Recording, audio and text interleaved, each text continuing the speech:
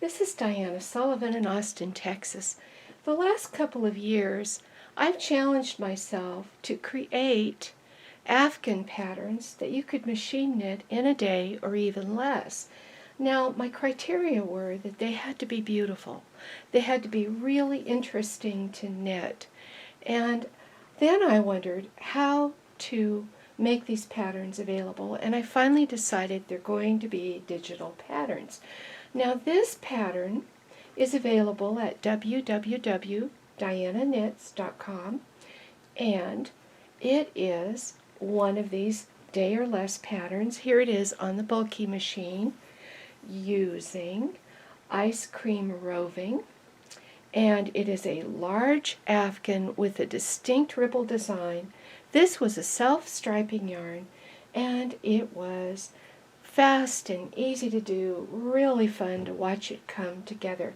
I deliberately did not match the stripes. You really can't depend on self-striping yarn, at least not usually, to be matched so precisely that it will all match up. But I love the way this looks unmatched. And then I did this one with Karen latte cakes. And here we go again, another one done with self-striping yarn, thick, warm, soft, and on the bulky machine. Now, I make quite a few baby and toddler-sized Afghans, and here it is with planned stripes, so it matches up in more of a traditional ripple, and that is also part of this pattern. Now, this one was made on a mid-gauge. It's still fairly fast on a mid-gauge and great fun to make. This pattern does not require an edging on the sides. They lie flat with just the tiniest bit of steam. But you do need an edge at the top and the bottom. So I have used this I-cord edge, and you'll need to know how to go around an outside corner and how to go around an inside corner. So the three techniques you will need for making these, and these are suitable for a relative beginner to make: how to make a bias strip, how to sew as you go bias strips together, how to do the faster, flatter mattress stitch for the center seam, and of course this I-cord edge.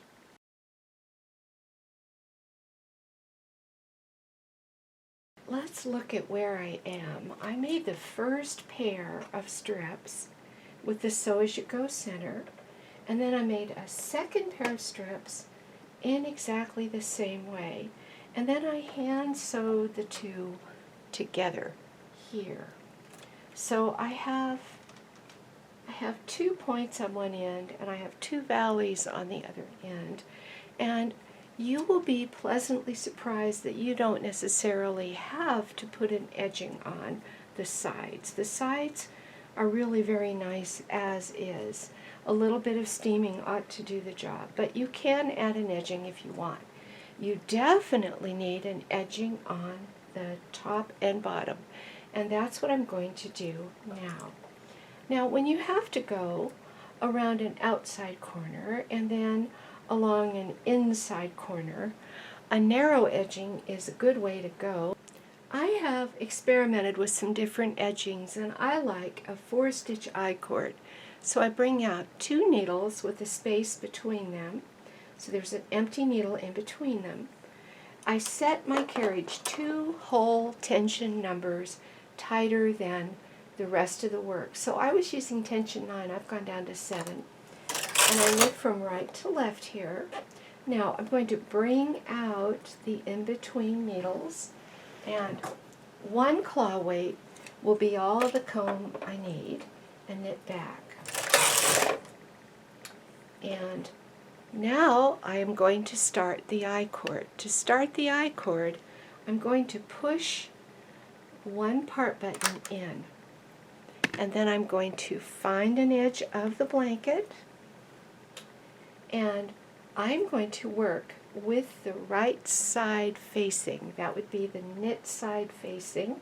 I'm going to let the waste yarn, this waste knitting, curl so that I can pick up these brown stitches and it's easy to see each brown stitch next to the blue yarn. I get my single stitch transfer tool, and I'm going to poke it into this first brown loop in between the blue waist knitting stitches, and I just put it on the leftmost needle. Don't add a needle, and then go across and back. Then you pick up the next one and put it on that same leftmost needle. Don't add one. Across and back. And you keep doing that. The machine is creating a circular cord edging at the same time that it is knitting in this edge row of stitches.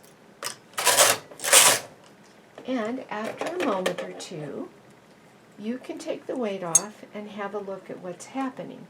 Take this yarn hanging from the bottom and pull it down, and you will see this starting to roll into a round cord, just the same kind of cord you got if you were doing spool knitting as a kid.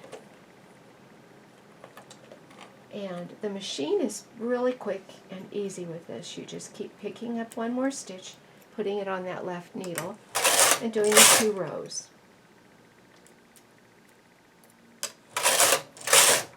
Now, I usually look at my tension and give things some thought. Now, I think I'd be better off if I tightened the upper tension, so I'm going to go tighten the upper tension dial by a couple of clicks, and I'm just going to keep an eye on this. I think this dial tension will be okay. Now, this was an adult size blanket, a big blanket, and it's really a lap full. I don't want the whole thing hanging off these few stitches, so I have it all wadded up in my lap. And I just keep picking up a stitch and doing my 2 passes with the carriage, which is actually 1 round of knitting.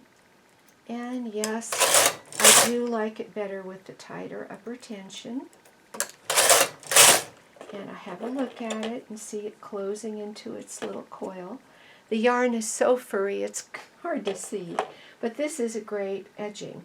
Now I'm going to follow this exact routine until I get to here, and then I have to go around an outside corner, a point. So when I get to the point, I'll be back to show you what to do differently to go around a point. Here I am on the second to last stitch in the first panel, and I do my 2 rows, but now I want to put 2 pickups in this 1 loop. So I'm going to do 1, 2, then get that same loop again, put it on that same needle again, 1, 2. That extra length will go around the point. Now, if you're anything like me, you're curious how your edging looks at this point. So let's zoom out a little. I have put an edging from just here to here, and if we take this waist yarn off, we can see how it looks. So let's do that. This was that loop method waist yarn. So what I have to do is find the loop and cut the loop. And I take the piece of string that is closest to the blanket, and I pull on that one and just gather up the blanket as I pull, pull, pull, pull, pull. And that gets the waist yarn off, and then I can remove it. And I can look at that edging, and look what a great edging that made. So this gives you a nice professional looking finished edge, and the corners are going to look good too. Focusing back in on the machine, here I am coming up on the next panel, and I'm still working on this outside corner. I need to go around that. So I need 2 pickups on the first stitch on this one as well. So I'm going to pick up this first stitch here on that leftmost needle and knit 2 rows. I better put my weight back. And then I'm going to pick that up again and knit 2 more rows. and that gives me some extra length for going around the corner. After that, I'm just going to do one pickup for each stitch.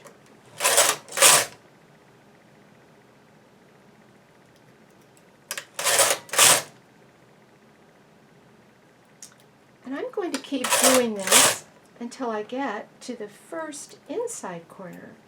When I get to the first inside corner, I have to do something to shorten the cord edging so that it folds inside the corner nicely.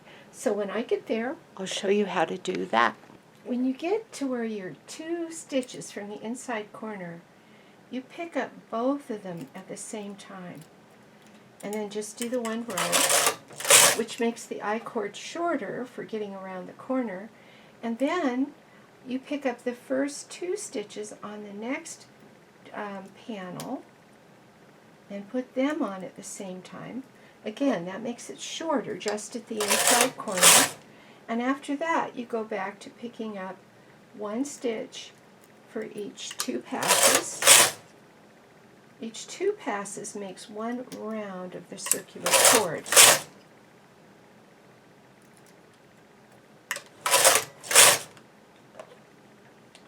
So that will give you a really good looking inside corner. Of course, I do have some ends to hide on my inside corners.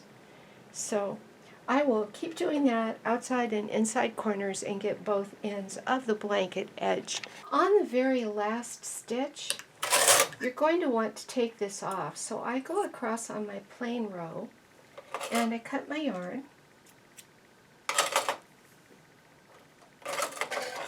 And then I thread the end of the yarn in a needle and I do a sew off. Now my yarn is wrapped over like it does on any slip row, and I just pop my stitches onto the needle and I draw the thread through. That closes up this end of the cord, and that's how to edge the ends of the blanket.